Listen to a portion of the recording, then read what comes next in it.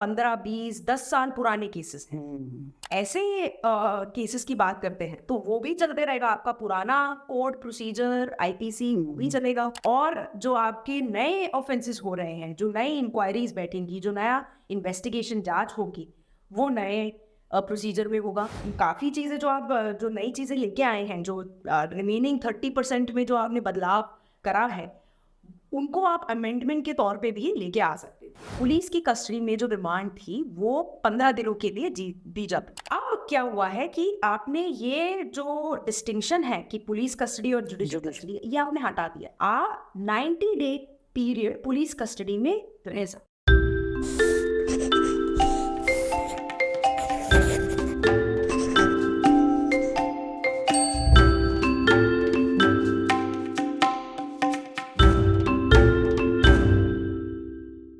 Hello and welcome. कारवां बातचीत में आपका स्वागत है। आज हम बात कर रहे हैं बहुत ही खास मुद्दे पर, जो है भारत सरकार द्वारा लाए गए 3 कानूनों पर, जो रिप्लेस करने जा रहे हैं इंडियन पिनल कोड को, सीआरपीसी को और एविडेंस एक्ट को। हमारे साथ एक खास मेहमान है श्रेया रस्तोगी, जो फाउंडिंग मेंबर और डायरेक्टर हैं प्रोजेक्ट 39 की, जो नेशनल लॉ यूनिवर्सिटी दिल्ली के क्रिमिनल जस्टिस सेंटर का हिस्सा है। वेलकम श्रेया। तो श्रेया, ये कानून के नाम भी बड़े कठिन हैं जिनसे रिप्लेस करने जा रहे हैं। भारतीय न्याय संहिता, भारतीय नागरिक सुरक्षा संहिता और भारतीय साक्ष्य अधिनियम।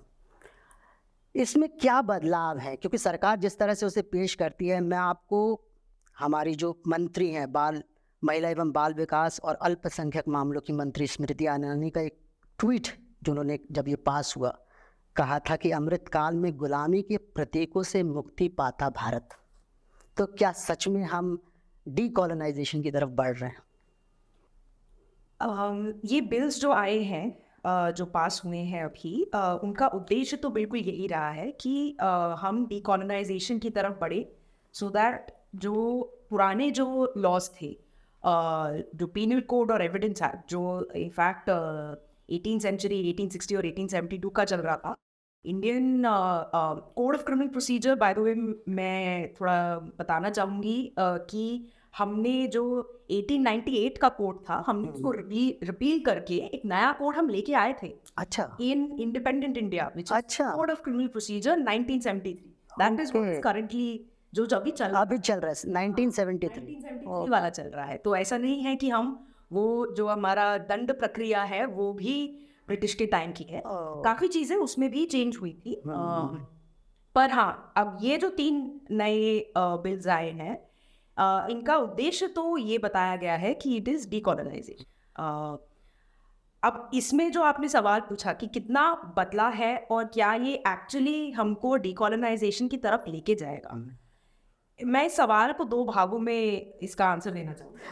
इससे पहले कि आप दें 2 भागों में आंसर, मैं आपसे मतलब हमारे दर्शकों के लिए आप समझाइएगा कि कॉलोनियल कानून कैसे फंक्शन करता था और क्यों इसको डीकॉलोनाइज करने की बात बार बार उठती रही है।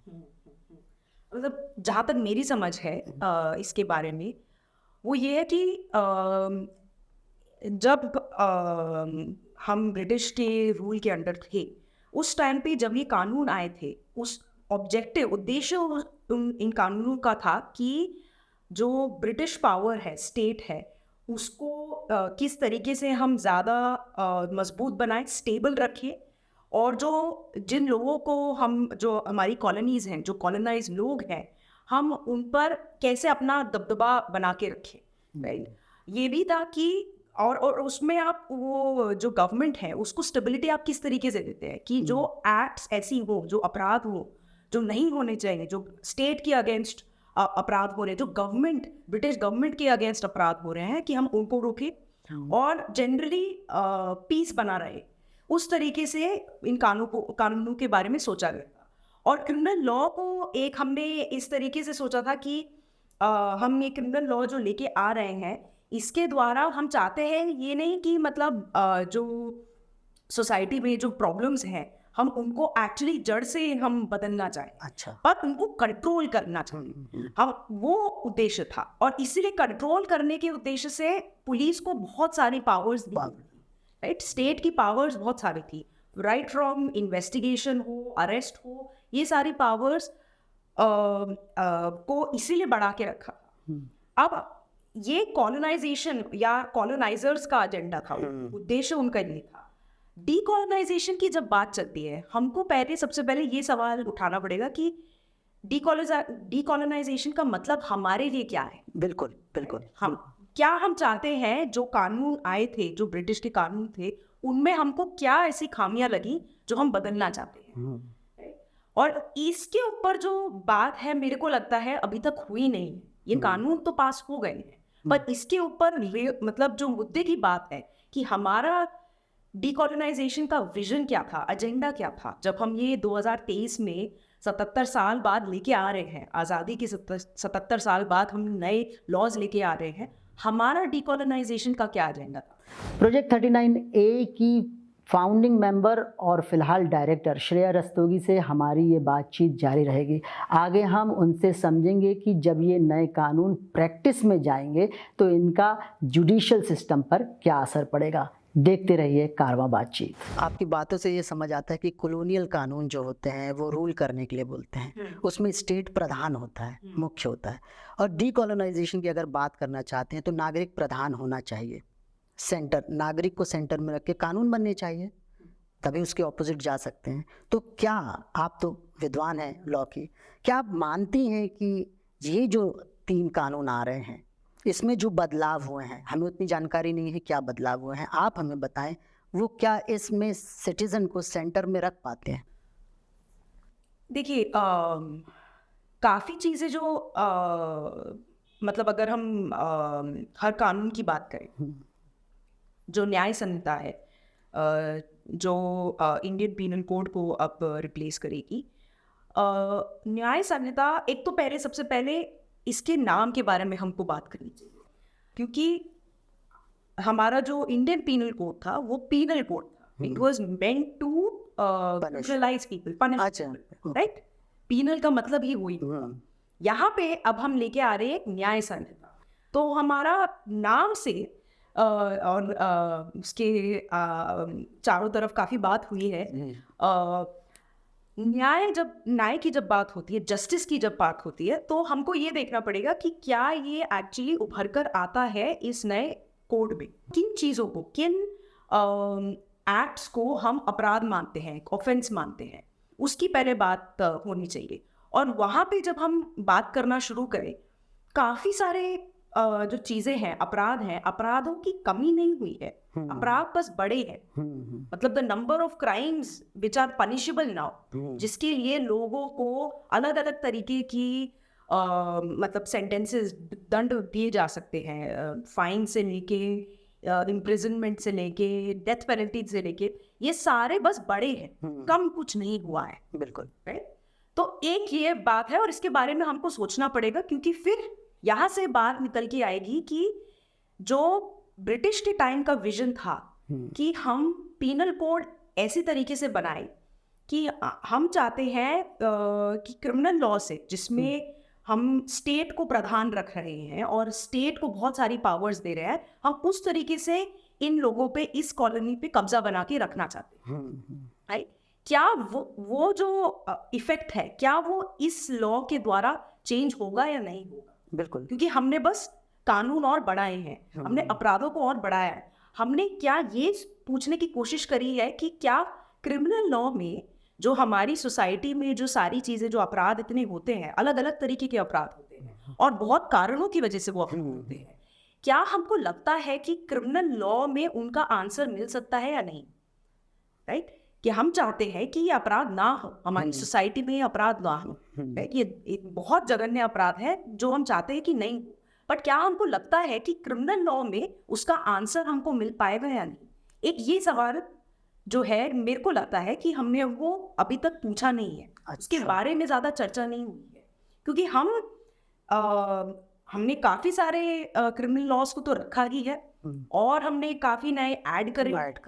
अब क्यों ऐड करे हैं? कुछ ऐसे ऐड करे हैं जो स्पेशल लॉज में थे। अब उनसे ये सवाल निकलता है कि स्पेशल लॉ में था और स्पेशल प्रोसीजर था उन लॉज का, तो हमने जनरल लॉ में क्यों डाला? बिल्कुल। कहीं पे आप बोल सकते हैं कि हाँ मतलब ज़रूरत थी उसको जनरल लॉ में डालने की, कहीं कुछ चीज़ों में आप बोल सकते हैं कि ज़रूरत नहीं थी। हमको ये भी देखने की ज़रूरत है कि जो स्पेशल लॉज में थे, काफ़ी सारे ऐसे एक्ट्स थे, जैसे आप बात कर लीजिए यूएपीए की बात कर लीजिए, या जो ऑर्गेनाइज क्राइम की एक्ट्स है जो अलग अलग स्टेट्स में एक्ट्स हैं, इन एक्ट्स में काफ़ी सेफगार्ड्स भी होते हैं। अच्छा, ऐसी बात है कि मतलब जैसे बेल की प्रोविजंस बहुत स्ट्रिंजेंट होती हैं, मतलब बेल मिलना बहुत मुश्किल होता है, पर सेफगार्ड्स भी होते हैं इन लॉज में। अब वो क्या सेफगार्ड्स हमारे जो बीएनएसएस है, जो दंड प्रक्रिया को अब रिप्लेस करेगा, नागरिक सुरक्षा संहिता, क्या उसमें वो सेफगार्ड्स आए हैं नहीं आए? आपने जनरल लॉ में तो आप ले आए वो, पर क्या आप वो सेफगार्ड्स लेके आए हैं नहीं आए? आपने पढ़ा है क्या लाए हैं सेफगार्ड्स? नहीं, वो सेफगार्ड्स जो अलग अलग, अब एक चीज जो अब ऐड हुई है उसमें ये है कि जैसे आप टेररिज्म की जो डेफिनेशन है वो यूएपीए के इक्वल अब कर दी है अब, और उन्होंने ये भी बोल दिया है कि जो सुपरिटेंडेंट ऑफ पुलिस से नीचे के रैंक के पुलिस ऑफिसर्स इसको इन्वेस्टिगेशन नहीं कर सकते, it has to be SP level, right? पर जो सैंक्शन का जो प्रोविजन था वो नहीं है। मतलब कि आपको पहले परमिशन लेके then sanction has to be given for starting the investigation. वो हटा दिया है। वो नहीं है, वो नहीं, अच्छा, वो भी में है, पर वो इसमें नहीं है, हमारे जनरल लॉ में नहीं है। तो अब क्या होगा कि देखिए जनरल लॉ का जो डेफिनेशन है टेररिज्म का, अगर कोई टेररिस्ट एक्ट होती है तो यूएपीए तो लागू हो ही सकता है यहाँ पे। आप पे टेररिज्म का जो प्रोविजन है, जो क्लॉज है, वो भी लागू होगा। अब अगर दोनों लागू हो रहे हैं, हमेशा जब भी कोई प्रोसीजर चलता है तो स्पेशल लॉ का जो प्रोसीजर है वो चलेगा। तो इसका इफेक्ट हुआ ही क्या, मतलब वो पूछने की जरूरत है, राइट? मैं ये बोल रहा हूँ। बिल्कुल बिल्कुल। तो ऐसी काफ़ी सारी चीज़ें हैं जो हमको देखनी पड़ेंगी कि एक्चुअली जब ये लॉज इन प्रैक्टिस आएंगे तो किस तरीके से ऐसे ऑफेंसेस इन्वेस्टिगेट होते हैं, ये ऑफेंसेस ट्रायल में कैसे जानते हैं, उसको देखने की ज़रूरत हो। और जैसे कि आप बता रही हैं एसपी को अगर सैंक्शन भी नहीं लेना है तो वो अपने हिसाब से भी तो आगे बढ़ सकते अपने हिसाब से भी आगे बढ़ सकते हैं इसके अंदर। अब और ये भी आप देख सकते हैं कि मतलब जब भी ऐसे ऑफेंसेस इनकी इन्वेस्टिगेशन होती है, अलग अलग पुलिस स्टेशन में अलग अलग तरीके से शायद ऑफेंसेस आप पे लगाए जाए। ऐसा नहीं है कि हर जगह पे एक ही तरीके से लगाया जाएगा। दूसरी एक बात रही कि मतलब हमको ये सोचने की जो डेफिनेशन है किसी टेररिस्ट एक्ट का, क्या वो डेफिनेशन क्लियर है, क्या उससे समझ आता है कि क्या टेररिज्म जो हम बोलते हैं कि कोई भी any act which is done to threaten the unities, security, sovereignty of India, including economic stability of India, क्या ये डेफिनेशन क्लियर इनफ है या नहीं? उसके ऊपर भी चर्चा हो सकती थी, हम कर सकते थे ये देखने के लिए कि क्या इसका मिसयूज तो नहीं होगा आगे जाके। पर that definition is now equivalent to UAPA, और यूएपीए की डेफिनेशन के एक समान करने का मतलब हमको ये भी सोचना चाहिए कि आज की डेट में यूएपीए का कॉन्स्टिट्यूशनैलिटी चैलेंज ऑलरेडी पेंडिंग है बिल्कुल कोर्ट में। तो अब अगर हमने एक और अपने नए लॉ में वही हम डेफिनेशन लेके आए हैं जो चैलेंज की जा रही है कोर्ट जो, हाँ, यूएपीए की काफ़ी सारी चीज़ें चैलेंज में है, तो उसके ऊपर क्या हमको और चर्चा नहीं करनी चाहिए थी? क्या हमको और ज़्यादा सोचना नहीं चाहिए था, सोच विचार? और मतलब देखा जाए तो पार्लियामेंट में तो काफ़ी ज़्यादा चर्चा नहीं हुई है जिस तरीके से होनी चाहिए थी इतने इम्पोर्टेंट महत्वपूर्ण बिल्स के। बिल्कुल। तो ये मतलब बस एक एग्जाम्पल, उदाहरण के तौर पे मैं दे रही थी, बट कुछ और भी उदाहरण आते हैं दिमाग में, जैसे फॉल्स एंड मिसलीडिंग इन्फॉर्मेशन का अब एक नया ऑफेंस बना है, वो पहले नहीं था। कुछ स्पेसिफिकली फॉल्स और मिसलीडिंग इन्फॉर्मेशन के ऊपर कोई और ऐसा ऑफेंस आईपीसी में रहता, अच्छा, और ऑफेंसेस के अंदर लेके आ सकते थे।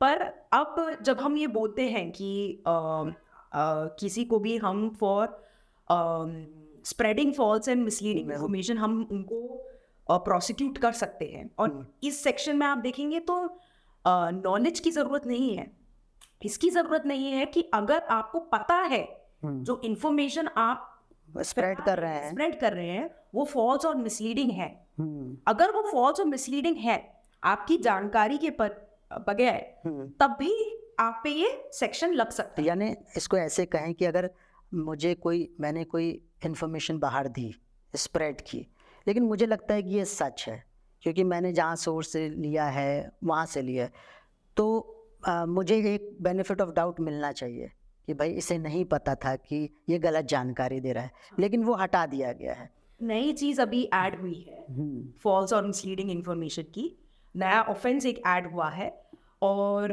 क्रिमिनलाइजेस द मेकिंग और publication of false and misleading information jeopardizing the sovereignty, unity, integrity और security of India।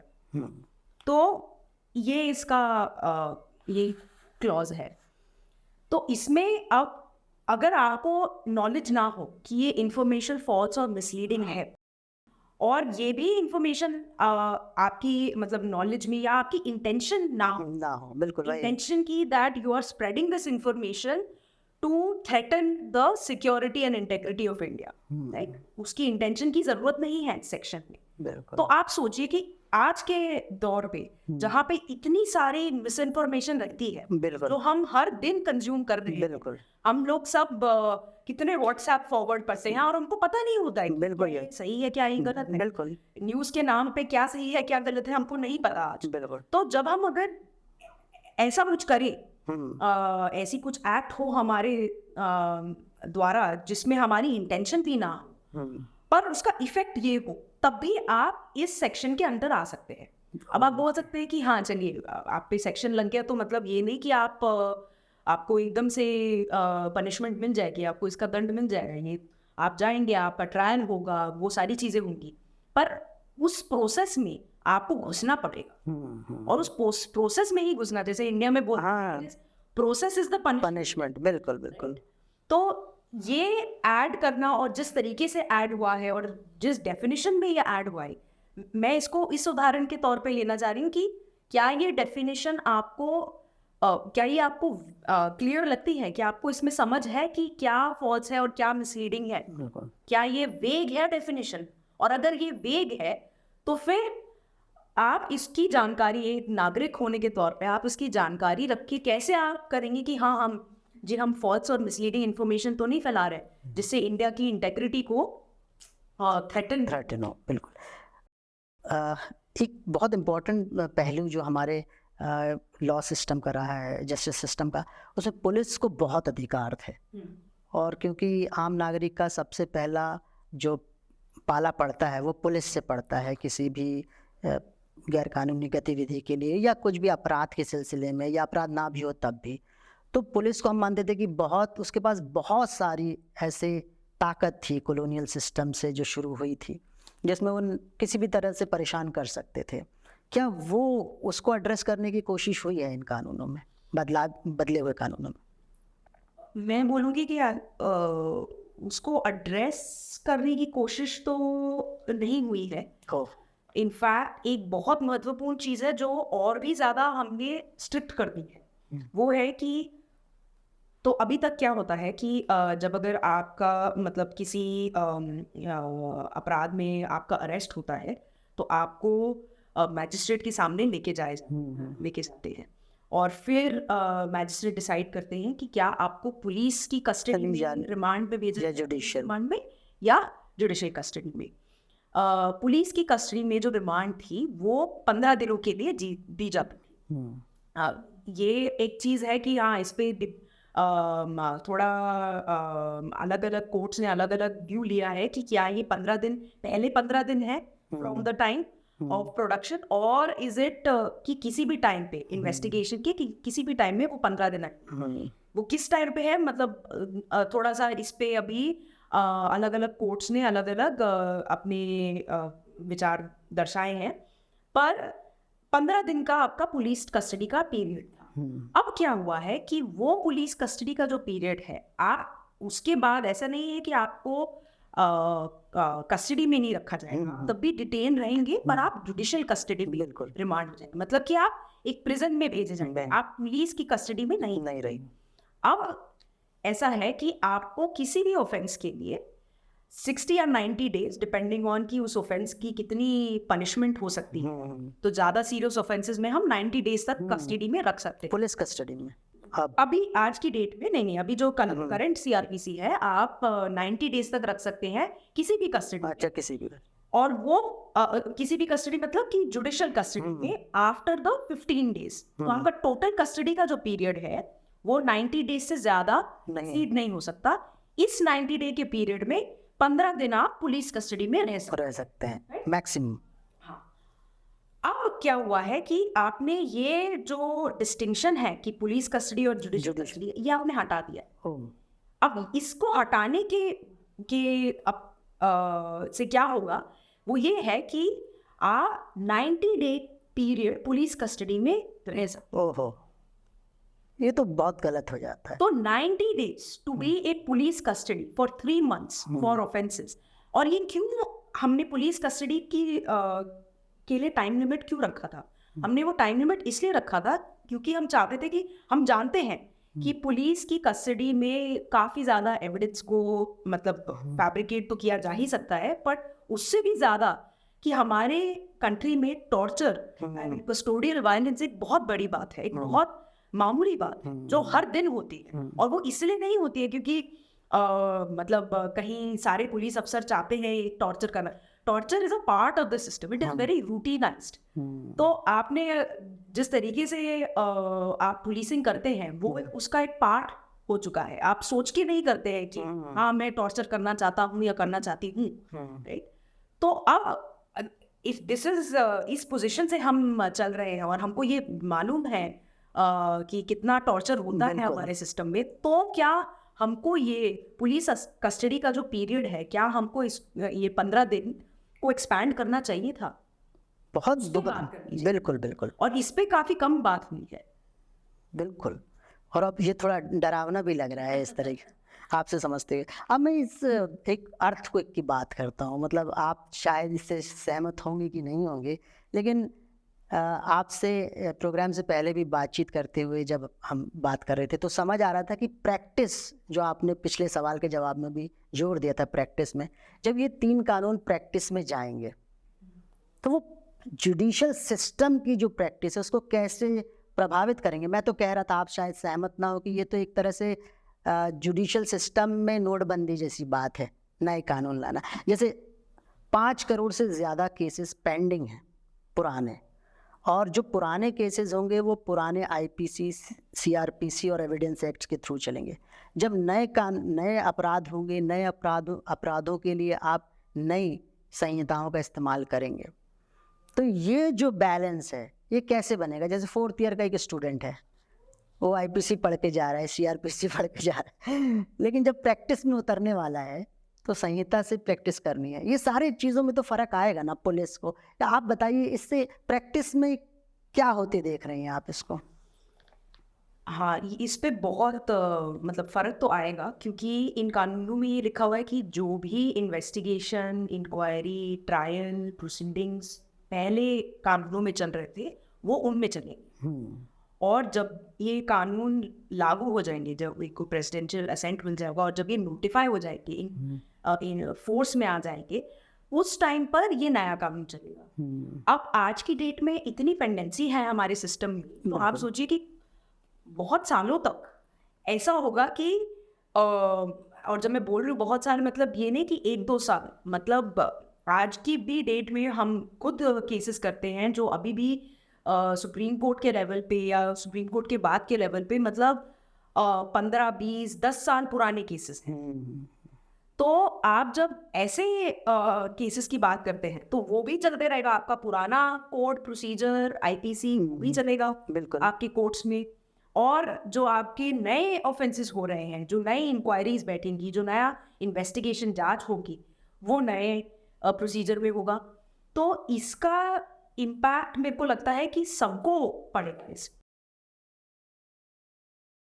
पुलिस को, मैजिस्ट्रेट्स लेवल पे, कॉन्स्टेबलरी लेवल पे, वकीलों को, प्रोसिक्यूटर्स को, सबको, क्योंकि इन कानूनों में आप जानते ही हैं कि जो बदलाव हुए हैं, एक तो है कि काफ़ी सारे सेक्शंस का जो नंबर है वो चेंज हो गया, फॉर्म्स के जो नंबर है वो चेंज हो गए हैं। तो अगर अब जैसे आप मतलब पार्लियामेंट में भी इसकी बात ऐसे चली थी अभी कि हम सब लोग 420 को थेफ्ट के सेक्शन की तरह मानते हैं। आज की डेट में आपको नहीं पता कि अभी थेफ्ट को क्या क्लॉज नंबर दिया गया है।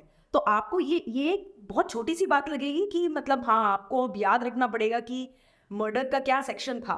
बड़ा कॉमिक सीन होगा फिर थानों में।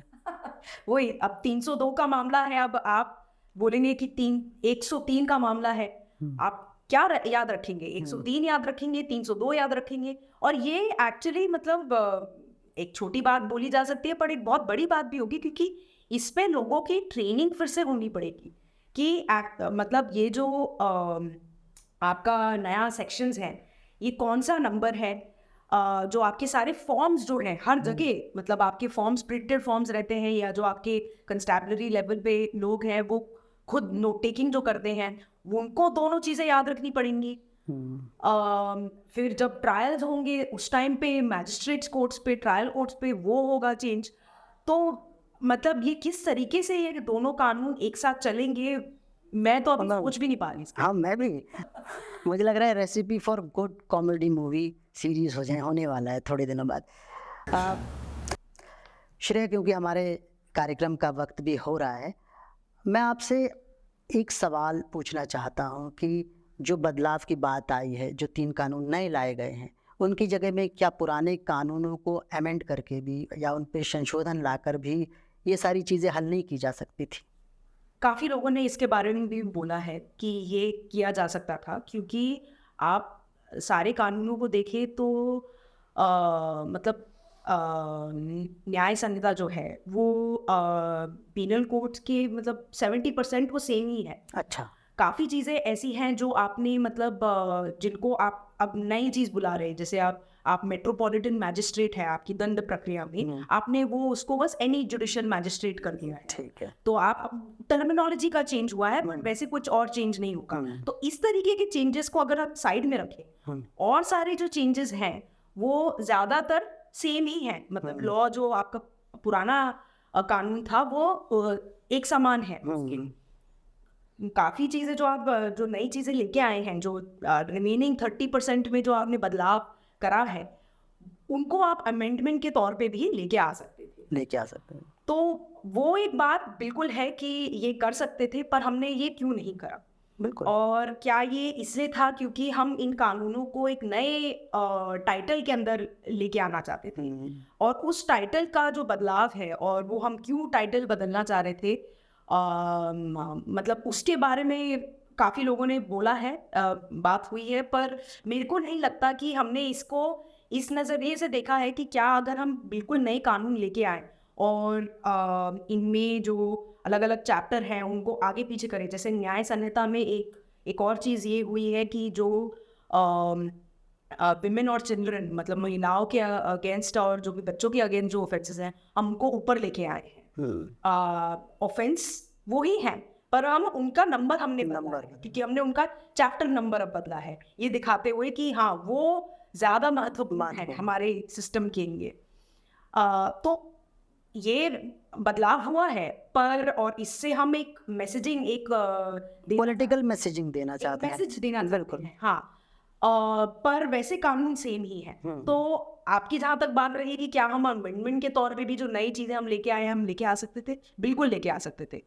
क्या हमको इस तरीके से सोचना चाहिए था कि जो अगर जो अभी कानून है, अगर हम उन्हीं में ही लाते, तो जो हम पहले बात कर रहे थे कि पूरा सिस्टम एक तरीके से हिल नहीं हो जाएगा, हिल नहीं जाएगा, क्योंकि आपको सब लोगों को हर चीज़ नई तरीके से सोचनी पड़ेगी, समझनी पड़ेगी, नए फॉर्म बनाने पड़ेंगी, नई ट्रेनिंग होनी पड़ेगी, पर उसके बारे में हमने ज़्यादा, मेरे को लगता है, सोचा नहीं है। हाँ, जल्दबाजी कहीं ना कहीं मुझे पर्सनली लगती है कि दिखाई गई। आपसे बात करने के बाद एहसास होता है कि ये जब प्रैक्टिस में जाएगा तो बहुत डिसरप्टिंग होगा चीज़ों को। मैं ये भी बोलना चाहूँगी कि पार्लियामेंट में जो राज्यसभा लोकसभा में जो डिबेट्स हुई है, उसमें भी इस मुद्दे पे बात नहीं हुई है, इसका इम्पैक्ट क्या होगा प्रैक्टिस में।